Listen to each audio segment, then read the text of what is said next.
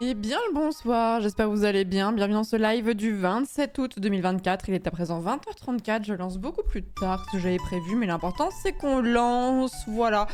J'espère que vous allez bien. Bienvenue dans ce live consacré à, j'allais dire Baldur's Gate, mais pas du tout. On va jouer à Elden Ring ce soir. Comme je vais sauter la session de ce dimanche et qu'on avait bien avancé samedi, j'avais envie de continuer à jouer ce soir, sachant que j'ai un programme, je sais ce que je vais faire, quoi. Je me souviens bien de la map, etc. et tout, de ce qu'on voulait faire. Et voilà, je crains que nous n'ayons pas le temps d'étudier la culture ce soir, parce que je lance plus tard que d'hab, je suis à la bourre. Parce que si je commence à faire une révision de culture ce soir, là, on lance le jeu, il est 22h30. Et après, qu'est-ce qu'on fait? Après, on passe sur Elden Ring. On n'y joue pas 2 heures, on y joue plutôt 4. Et ensuite, je me couche à 2h30. Et ensuite, c'est la chute. Voyez le problème. Donc non, ici on est un petit peu en train d'essayer de retrouver dans un rythme de Yes Life, doucement mais sûrement, sachant que je suis vraiment pas la pire des streameuses en termes de rythme, mais voilà, donc essayons de ne pas tout gâcher dès maintenant, quoi. Ça fait même pas une semaine que j'ai repris les lives, on va essayer de s'y tenir. Sachant que déjà que le The Event va bien nous mettre un coup dans l'aile en termes de Yes Life. Bon bref, j'espère que vous allez bien en tout cas, j'espère que vous avez passé une agréable semaine. Bon courage à ceux qui sont en reprise du boulot et bonnes vacances à ceux qui ont la chance d'être encore en vacances. J'espère que vous vous portez bien en tout cas. Quelle est la date de création du Tour de France? C'est 1903. 1903 hein. C'est ça, 1903. Et 1901, c'est la création du prix Nobel. Et oui. Merci beaucoup Tirsa, merci beaucoup pour le Prime, bienvenue dans la communauté, merci beaucoup, merci Wax également pour le 23e mois de sub, merci Carablou pour le 8e mois, Watashi pour le 6e mois de sub, MPDH pour le 15e mois de sub, merci beaucoup, merci beaucoup. Alors pour vous mettre au parfum, désolée encore une fois, je vais répéter, mais il y a Rayou qui lance un concept où en gros on est en duo avec un champion de jeu télévisé qui a eu beaucoup de victoires, beaucoup de victoires en fait à un jeu, parmi lesquels question pour un champion, slam, tout le monde veut prendre sa place et les 12 coups de midi. Et donc c'est un live qui aura lieu le 19 septembre, après le The Event, hein, 19 septembre, et qui portera sur la culture générale. Et du coup j'ai pris comme initiative de réviser un petit peu des trucs de culture G que j'ai oublié ou que je maîtrise pas assez, etc. régulièrement en début de live. Je voulais le faire ce soir, mais bah, j'ai dû lancer plus tard pour des raisons, on s'en fout quoi. Et du coup ça va être compliqué, mais on le fera demain, hein, tant pis, on le fera demain. Ça va Taka? De grâce que cette question tombe pour le Culture Clash. Ah ouais, ma vie, franchement, pour que ça tombe pendant le Culture Clash, la création du Tour de France. Oh, imaginez, je me trompe, ou imaginez quelqu'un a la réponse avant moi, ça saoule. Combien d'éditions du Tour de France se sont déroulées depuis sa création? Oh.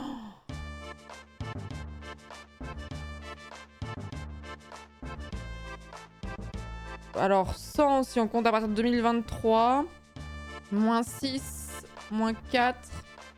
Donc, il y en a eu 4. Je dirais 91.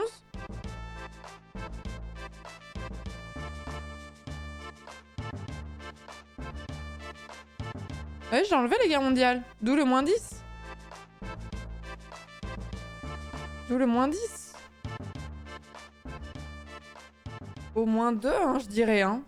Du coup, vous avez la réponse? Parce que c'est pas tout de poser les questions, il faut avoir la réponse ensuite. Hein. Début de live, bam, le chat te fait une interro surprise. En vrai, je leur ai demandé. Je leur avais demandé de me poser des questions. Bon, sur Elden Ring, ça va être plus difficile de vous répondre, mais je vous avais demandé. Donc, 10 ans de guerre mondiale, bah les deux. Les deux, 4 ans la première, 6 ans la deuxième. Donc moins 10. Puisque 6 plus 4 égale 10. 111 éditions, mais attends, comment c'est possible? Mais attends, mais je suis trop... J'ai calculé par rapport à 2003. Parce que ça... Le saviez-vous, nous sommes actuellement en 2004, bien sûr. Oh, je suis bête. Bah oui, bien sûr. Je sais pas, en fait, j'ai une façon de calculer qui est un peu spé, où je me suis dit, vas-y, je vais rajouter les 20 derrière, et j'ai oublié de rajouter les plus 20 derrière, quoi. Donc 91. Donc en fait, oui, c'est à 20. Bah, si j'avais calculé comme si on était en 2023, en 2024 et pas en 2003, ce serait bon. Ce serait bon. Super, j'ai rajeuni. Qui a gagné la Coupe du Monde 1990? Ah, ça, j'ai pas par contre. De foot? Parce que j'avais le hand, mais le foot, j'ai pas quoi. De foot en 90? Je sais pas, je tente le Brésil?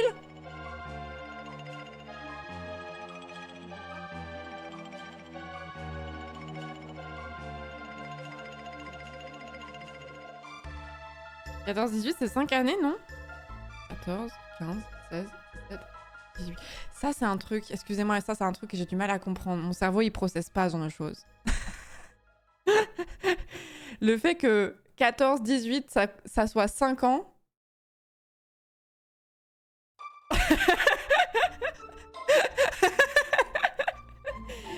Ça me perturbe. 14, 15, 16, 17, 18... Ouais, c'est ça, hein. Parce qu'il faut compter le 14. Oui, mais mon cerveau, ça le fait bugger de penser ça, tu vois. Si on inclut 14 et 18, oui. Mais je pense que les éditions de 14 et 18, elles ont sauté, hein, toutes les deux, je pense. Hein. Il me semblait que dans la vidéo vulgarisation du Tour de France, toutes les années correspondant à des guerres mondiales, du moins en Europe, il n'y avait pas eu d'édition du Tour de France. Genre, il n'y avait pas d'exception, tu vois. 14, 18, 39, 45, les deux, paf, tu vois. En 46, il y en a eu, mais la guerre mondiale n'était pas forcément terminée partout dans le monde, mais en Europe, oui. Vous voyez?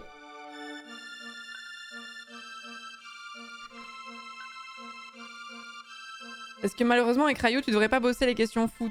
Si, j'ai commencé. On avait un petit peu bossé les pays hôtes et ceux qui avaient gagné pour la Coupe du Monde. Mais malheureusement, si je pouvais apprendre tout ça en une fois, ce serait super. Mais n'étant pas hypermnésique, malheureusement, je n'ai pas tout retenu. Voilà. M'envoyer profondément navré. Mais oui, on va réviser le foot. Mais après, on va réviser le foot. Genre, je pense qu'on va vraiment... On va apprendre la coupe du monde. Les dates, les dates, en vrai, ça se fait comme c'est tous les 4 ans.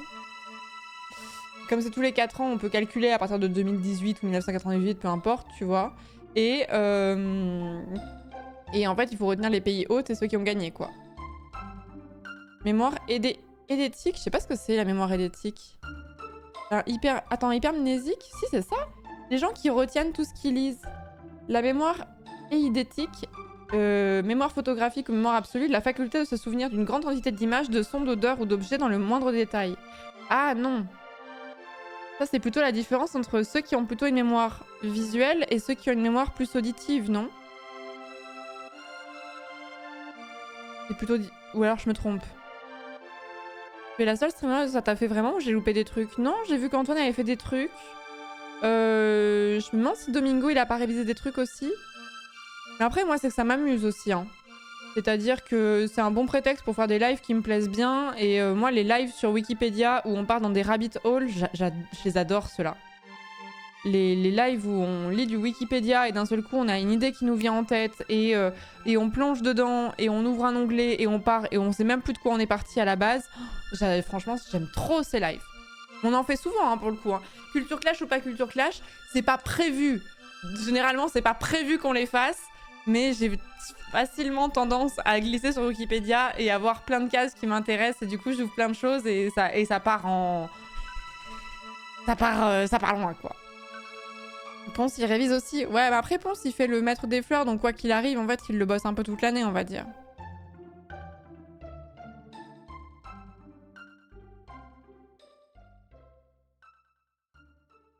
La différence avec avant, c'est que maintenant, c'est dans le titre. C'est exactement ça. Voilà, on a la digression facile ici. Mais j'aime bien ça, moi. J'aime bien ça. Vraiment, j'aime trop quand on ouvre des tiroirs dans tous les sens. Et puis en plus, en vrai... Ça vous plaît aussi, hein?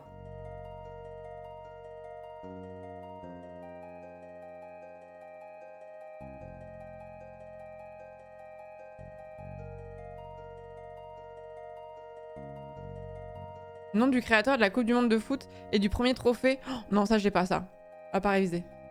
Le fameux live sur les ne contracte pas, c'était trop bien. Ah oui, par exemple, oui. Oui, c'est vrai que quand il y a un sujet qui m'interpelle, c'est vrai que j'aime bien faire des recherches en live un petit peu. Ouais, on avait fait ça sur les Ne contracte pas, là, sur les citoyens souverains, ça s'appelait. Donc c'est du conspirationnisme, hein, mais voilà, et on avait fait des digressions juste pour aller jusque sur la Mivilude, etc. Les sectes, qu'est-ce qui relève de la secte, qu'est-ce qui n'en relève pas, etc. C'était vraiment intéressant. C'était vraiment intéressant, mais ça on a fait... Franchement, je ne pourrais même pas citer tous les exemples tellement on a fait de live, on a fait des digressions sur Wikipédia. Van Gogh a fait où la nuit étoilée? Moi, la nuit étoilée, c'était à Amsterdam, mais je pense que peut-être que je me trompe. C'est vrai que je crois que c'est un des tableaux préférés de Rayou avec le baiser, donc ça vaudrait le coup. Ah non, c'était à Saint-Rémy-de-Provence. Ah ouais. Ah ouais, c'était à Saint-Rémy-de-Provence. Et ben, je me serais bien trompée. Il y en a plusieurs, oui, mais la plus... Quand tu me dis la nuit étoilée de Van Gogh, on pense à ça quand même en premier lieu. Je sais, mais c'est quand même le plus... Ah, il est beau celui-là aussi. Hein.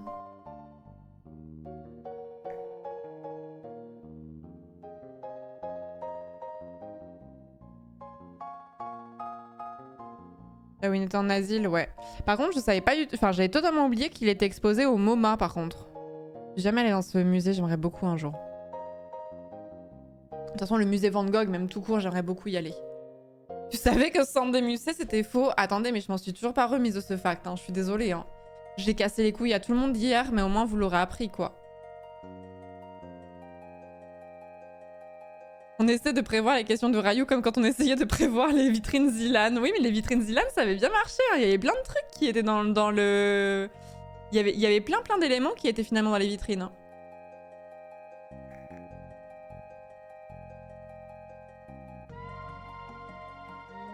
Quel est le nom de studio de jeux vidéo ayant publié et édité Céleste?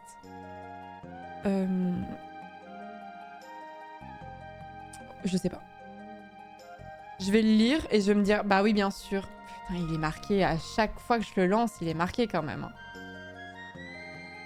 Développé et édité par Extremely OK Games.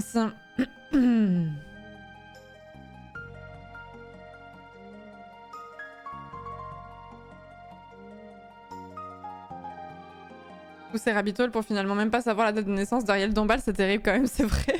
Ah, ça c'était un sacré Rabbit Hole dans lequel on était grimpé celui-là quand même. Hein. La date de naissance, les conflits sur Wikipédia. J'avais adoré ce stream. On avait regardé une fois sur Wikipédia les pages discussion et tous les dramas qu'il y avait pu y avoir. Et l'un des plus intenses, c'était sur la date de naissance d'Ariel Dombal et je vous jure que c'est vrai. Voilà, fin de la vanne. Merci beaucoup Cocops, merci beaucoup pour le 4e mois de sub, merci Tipsprog pour le 33e mois, merci beaucoup, merci Al Savinien pour les 2 ans, merci beaucoup, merci Life, merci beaucoup pour le 14e mois, Petit Ewok pour le 17e mois et également Azazar, merci beaucoup pour le 8e mois de sub, merci beaucoup. Je voulais savoir si tu avais déjà envisagé de faire un jour ou de façon régulière des live discussions mais autour du droit avec des anecdotes et des lois ridicules ou sérieuses, un peu comme tu avais fait sur YouTube mais de façon chill. Alors j'y ai pensé, il fut un temps, il y a longtemps. Le truc c'est que ça demande énormément de temps de préparation parce qu'il faut quand même checker les sources, etc. Et comme je vous connais, vous êtes des petits malotrus. Si je vous dis ça c'est pas possible, c'est interdit, vous allez... En fait ça c'est le syndrome des gens qui n'ont pas fait du droit. Je ne peux pas vous jeter la pierre, je comprends de fou, j'étais pareil avant d'avoir une formation juridique. En fait, quand tu donnes un élément, t'as toujours quelqu'un qui va te dire « Oui, mais imagine, tu fais insérer situation très particulière que personne n'a jamais fait, comment ça se passe ?» Donc, je suis un petit peu obligée d'aller... En fait, la vulgarisation... Même de choses assez basiques, il faut toujours, peu importe le domaine, hein, pas que juridique, il faut toujours aller plus loin, ça va parler aux gens qui ont fait de la recherche aussi je pense, tu vas toujours plus loin que ce que tu donnes comme information. Donc tu peux pas t'arrêter seulement à ce que tu expliques, il faut que tu maîtrises encore plus le sujet et que tu ailles plus loin même si tu n'en fais pas mention. Et du coup c'est pas mal de taf. C'est pas mal de taf et ça m'aurait plu. Mais après, si, je veux pas vous dégoûter, mais les lois ridicules... Il y a des trucs qui étaient un peu stupides ou quoi, mais les lois ridicules du genre type les pingouins unijambistes du Groenland, vous allez comprendre. Les lois américaines en mode tu n'as pas le droit de chasser la baleine bleue au harpon les dimanches si tu portes des chaussettes. C'est fake, hein. Ça, c'est genre des choses, c'est fake. Ça a été reproduit 1000 fois sur les réseaux sociaux dans tous les sens. Ça n'existe pas. Voilà, c'est aucune source. Jamais trouvé la moindre source à ce sujet. Donc pour moi, c'est juste une légende urbaine en fait. Question qui pourrait être posée pendant le Culture Clash. Macron est-il un démocrate? Déjà un petit peu un début de réponse là-dessus. Hein. Et l'arrêt de Morsan-sur-Orge. Oui, mais l'arrêt de Morsan-sur-Orge sur le lancer de nain, il est connu celui-là. Il faudrait aller en chercher des un peu moins connus.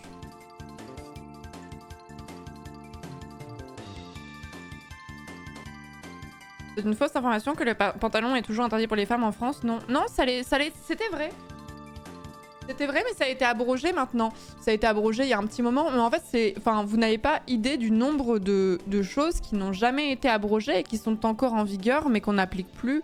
Et du coup, on a trouvé celui-là, mais en vrai, il doit y en avoir 36 000 autres. Des choses qui sont encore d'actualité et qui sont stupides, mais que c'est difficile à trouver parce qu'en fait, juste, on a oublié que ça existait, en fait.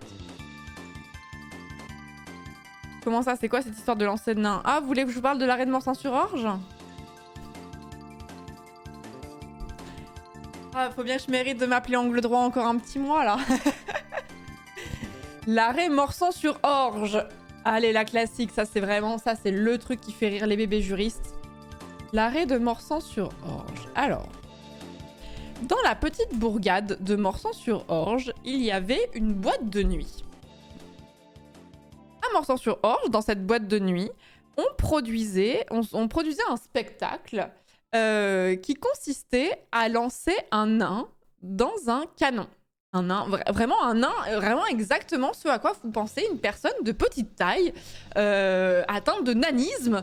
Un nain dans un canon, c'était vraiment littéralement du lancer de nain. Je précise que ce nain était consentant, que c'était son métier, et ça ne lui posait pas de problème. En tout cas, c'était son gagne-pain, quoi. Il était canonisé littéralement.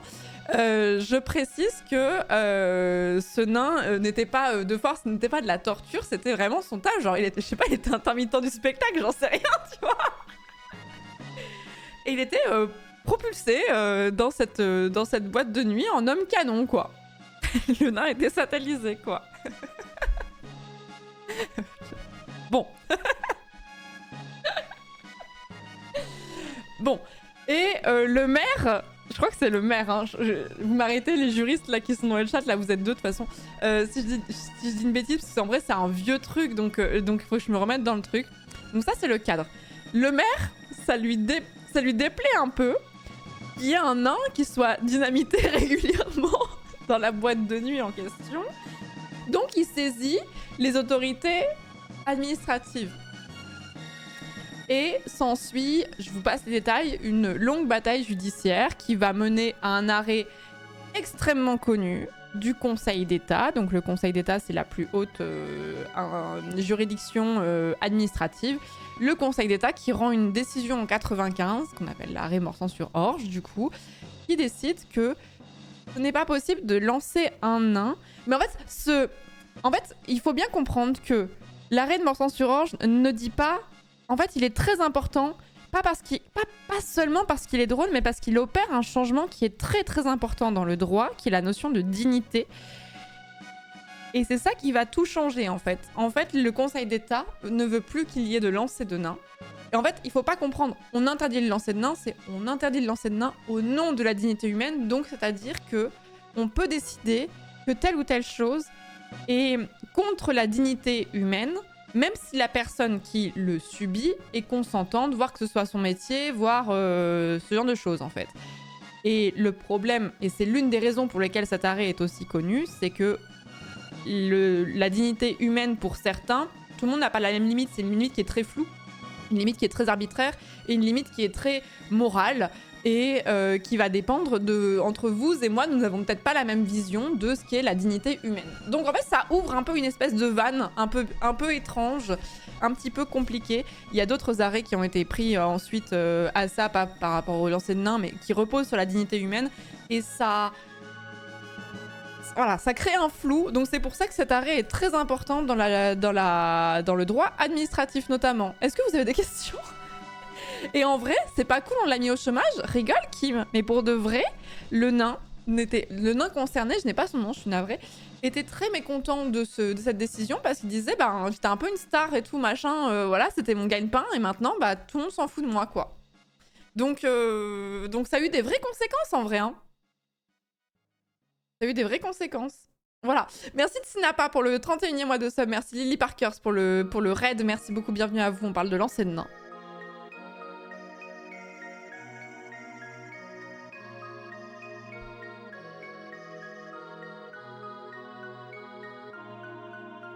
Obligé de travailler dans un fort en Charente-Maritime après ça. J'arrive, c'est à cause de Morsan sur Orge. Bah ouais, c'est des choses qui arrivent.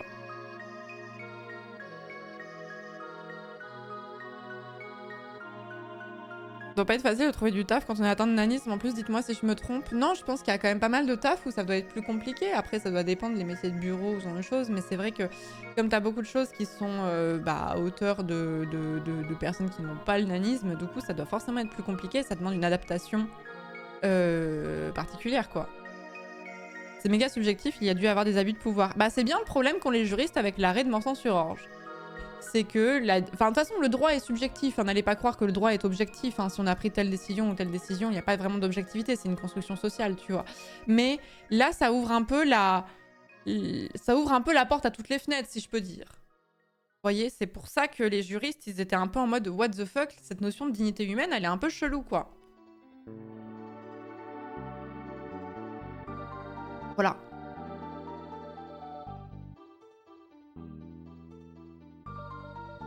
On peut toujours satelliser un nain, bah si le maire de la commune te tombe dessus, ça pas mal, hein.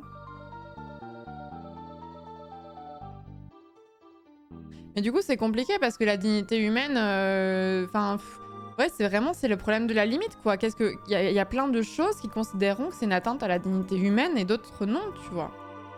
Oh, sinon, il y a d'autres arrêts aussi. On pourra faire un jour un stream là-dessus, je ne sais pas, mais il y a plein d'arrêts sur le sadomasochisme aussi, ça vous intéresse. Il y a plein d'arrêts qui traitent du sadomasochisme. Qu'est-ce qui relève du sadomasochisme sexuel, du jeu sexuel, voilà. Qu'est-ce qui relève de la torture? À quel moment basculons-nous dans la torture? Et il y a des arrêts qui en parlent, quoi. Voilà. Mais là, je connais pas assez le sujet de tête. Faudrait que je relise parce que je m'en souviens plus, quoi. Le consentement, bah non. C'est un peu plus complexe que ça. Parce qu'il y avait eu un arrêt où je crois que le mec s'était fait couper des doigts. Ou un truc, on parle vraiment de sadomasochisme très hardcore, hein, je précise. Il s'était fait couper un truc, je sais plus quoi. Mais il disait qu'il était consentant. Et il maintenait qu'il était consentant. Et là, les juridictions, elles sont un peu en mode... Bah non. Pas parce que vous êtes consentant qu'on peut vous couper un truc. Ça marche pas comme ça. Donc non. Si la question était aussi simple, le consentement, le droit n'aurait pas eu à intervenir. Des fois, c'est un peu plus compliqué que ça.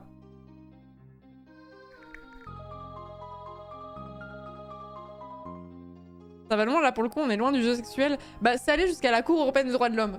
Donc je peux vous dire que l'arrêt n'a pas porté sur le fait qu'il avait claqué le cul un peu trop fort. Laissez-moi vous dire que c'était allé un peu plus loin que ça. Mais faudrait que je leur lise cet arrêt et les analyses qui vont avec parce que je m'en souviens plus bien. Je me souviens juste que quand le prof, on avait parlé, on était tous en mode... Oui, KA versus Belgique, c'était celui-là, ouais. C'est celui-là auquel je pensais. Mais je le connais pas assez bien. Mais les classiques, mais chaque année, à chaque fois, les profs, ils parlent de certains arrêts, ils savent qu'ils vont provoquer une petite réaction, quoi. C'est clair que quand t'es prof de droit administratif et que tu parles du lancer de nain, tu sais que bizarrement, tu vas avoir plus de tête levée que d'habitude, tu vois. Tu sais qu'il y a des mots comme ça qui vont plus retenir l'attention, quoi.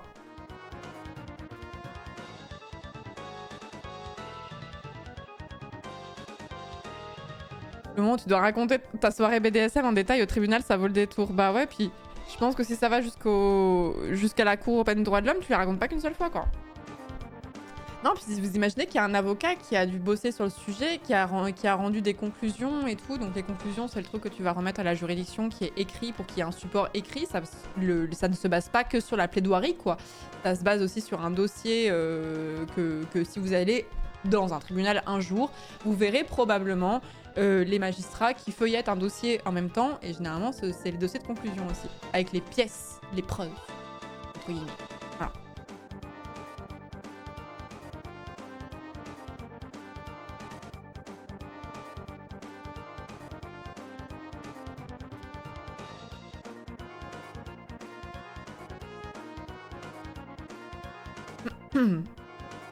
Des photos de la soirée. L'avocat qui est ressorti changé de cette affaire. Ah bah il y a des trucs quand même, bon.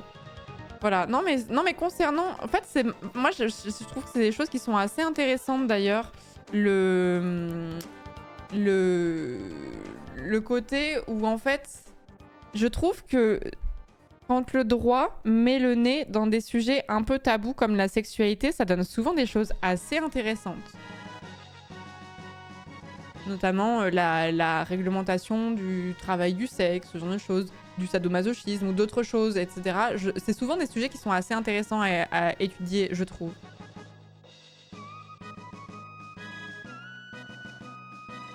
C'est exactement comme dans Ace Attorney, exactement pareil.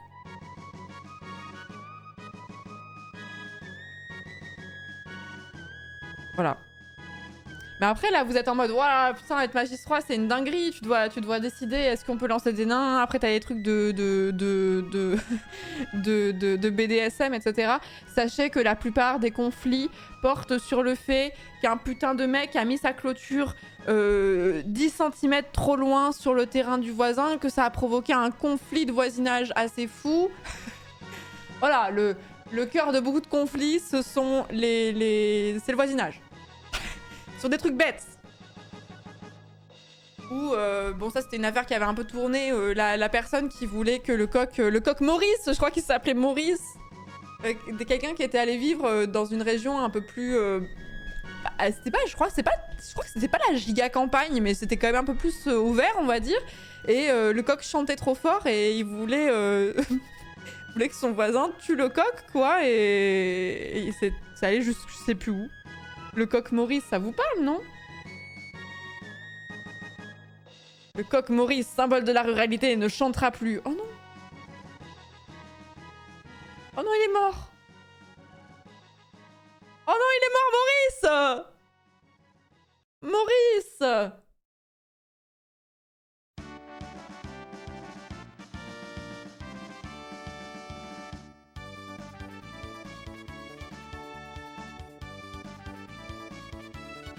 F. Maurice.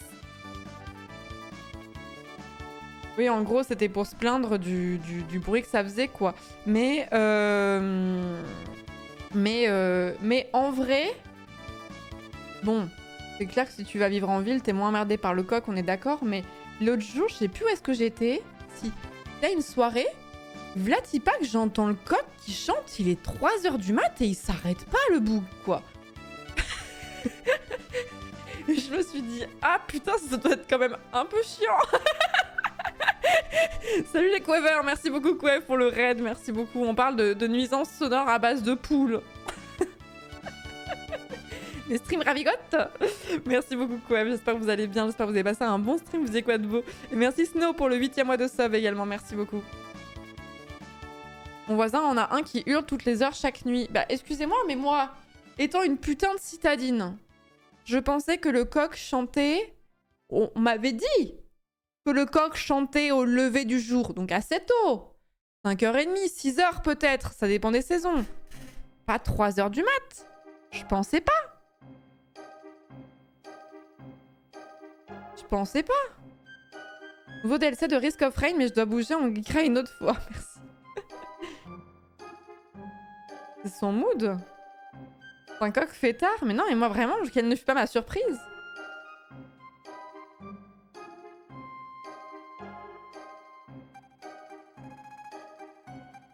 Non, les coqs, c'est casse-couille en vrai, hein, franchement, on va pas se mentir. Hein. Un coq 1. C'est bien. Et Encore, les coqs, ça va par rapport aux oies. Oh putain, les oies, quel bordel ça fait aussi. Hein. J'aime pas ces animaux. Oh, les oies, c'est méchant. Les oies, ça fait peur. C'est vraiment des pétasses, les oies, je trouve. C'est vraiment des pétasses, je trouve. T'as une lampe oie pourtant... Non, c'est une lampe canard, je te permets pas. C'est pas une lampe oie, c'est une lampe canard. Elle t'agresse les oies, mais oui, ça pince, ça fait mal. C'est comme... j'avais un jar quand j'étais jeune, il me protégeait à la vie, à la mort. Ouais, mais ça reste des sales bêtes quand même. J'en ferais pas de mal, hein, mais... Et les cygnes aussi. Putain, les cygnes, ça aussi, c'est... Eh, ça, c'est bien un oiseau de prouveur. C'est bien un oiseau de connard, le cygne, je trouve aussi. Oh, voilà, je suis jolie, élégant, symbole de l'amour et du romantisme, machin. Je suis mauvais. Moi, au fond de moi, je suis très mauvais. Comment il se la pète de fou, ça m'énerve. Mais au moins, ils sont beaux. Bah, une oie, c'est pas spécialement moche. Il y a des jolies oies quand même. Regardez, bon, ça, c'est oie.png. Mais celle-ci, elle est pas jolie, peut-être? Osez me dire qu'elle est pas mimi, cette oie. Mais c'est sûrement une pétasse. Même celle-ci, elle est mignonne, en vrai, tu vois. Voilà, et celle-ci, elle est jolie. Mais celle-ci, c'est sûr, c'est une pétasse. Regardez, là. Elle relève la tête, là. Elle est prête à niaquer, là. Elle est invasive, ton oie, celle-ci? Elle est invasive? Ah.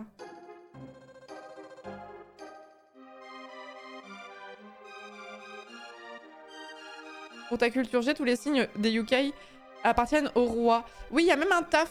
Un mec dont c'est le taf.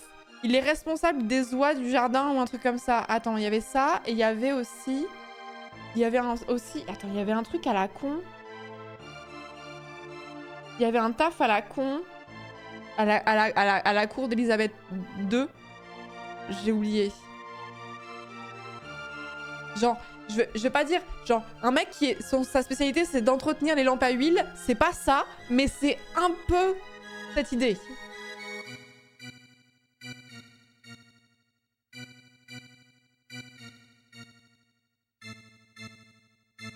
Commenter les horloges? Non, je sais plus. On en parle dans The Crown, c'est un gars qui s'occupe des signes. Oui, c'est son taf, ouais. Ouais. Il y avait le responsable des horloges. Ah, j'avais oublié ça. Attends. Responsable des signes. Ça existe encore du coup ou pas?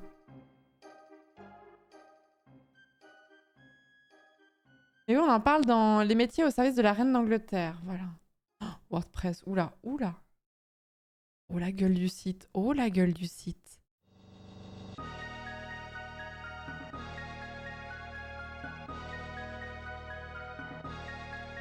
Le marqueur des signes. Sa Majesté la Reine est propriétaire de nombreux animaux du royaume comme les baleines et les saumons, mais aussi les signes que l'on trouve sur la Tamise.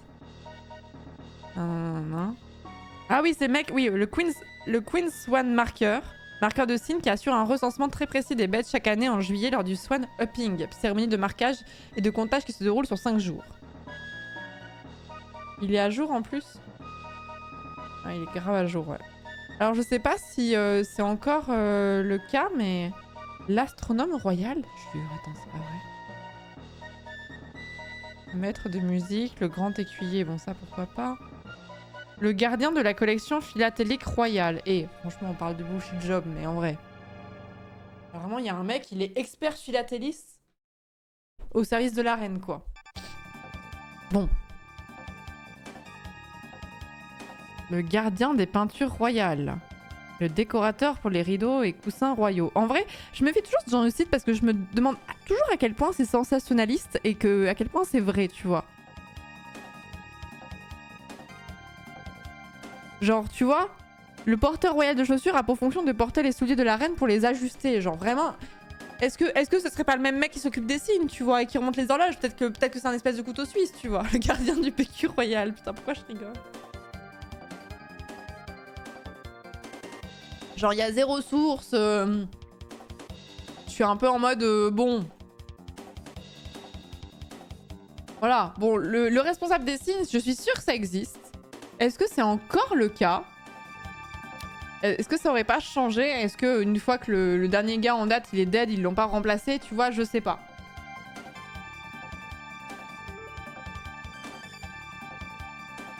Équipier polyvalent de la reine, voilà, c'est ça.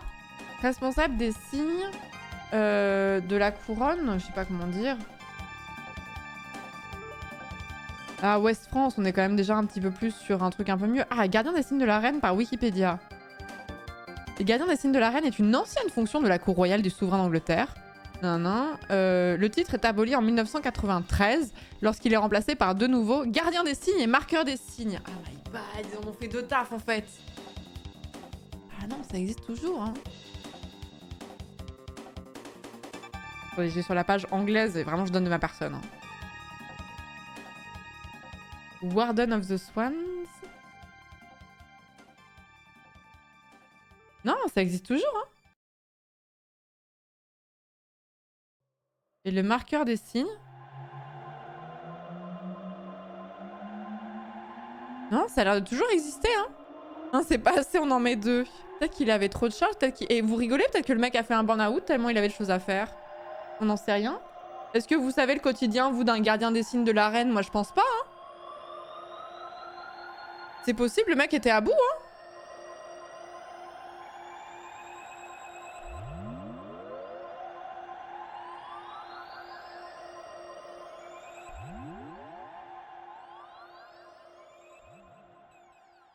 Ils se font liège sûrement. Bon, au moins là, ils se font chier à deux, tu vois. Qui se fait courir après toute la journée par ses saloperies. Ouais, le soir, il rentre, il est essoufflé. Enfin, c'est dur. Il se fait bully par des signes. Et j'aimerais pas faire ce taf en vrai. Hein. C'est les VHS. Mais voilà, mais celui qui a juste les pompes de la reine, j'ai du mal, tu vois. Est-ce qu'il y aurait pas de fonction? Il y a pas un portail genre fonction de la cour royale? Un truc un peu plus sourcé que ce vieux machin là? Grand respect, mais parce que je commence un peu à douter de ces informations quand même. Quel métier manque dans la royauté anglaise? Testeur de plan cul royal. Ah ça, je sais qui c'est qui l'a fait ça.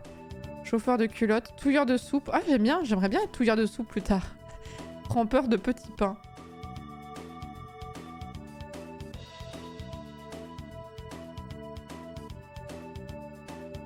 Il y a une palette en bas de la page anglaise. Ah, attendez, on y va. Oh! Alors, pour notre conversion professionnelle, qu'est-ce qu'on vise? Lord Chamberlain, là. Ouais, il y en a un qui est garde de la garde-robe, hein. Mais après, est-ce que c'est des choses antiques? Est-ce que c'est...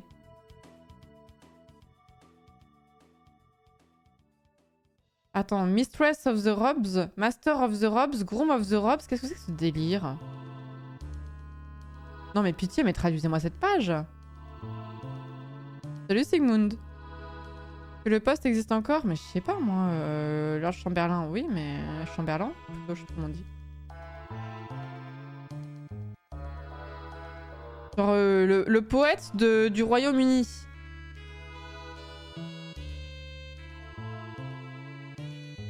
Bah en tout cas ça existe toujours. Hein. Attends, est-ce qu'il est au service de la couronne? On sait pas, tu vois. Putain, y a pas de page française. Casse les couilles. Alors là, c'est Simon Armitage, tu vois. Si Rayou il pose la question. Quel est le poète lauréat là, du Royaume-Uni depuis en 2024? Il faut buzzer. Simon Armitage, tu vois, c'est lui. Il y a une page en breton mais pas en français, ouais, ça me fait rire. Donc ça existe toujours. Par contre, les vieilles garde-robes et tout, Keeper Treasurer of the Wardrobe, là. Ça a l'air d'être abolished, hein.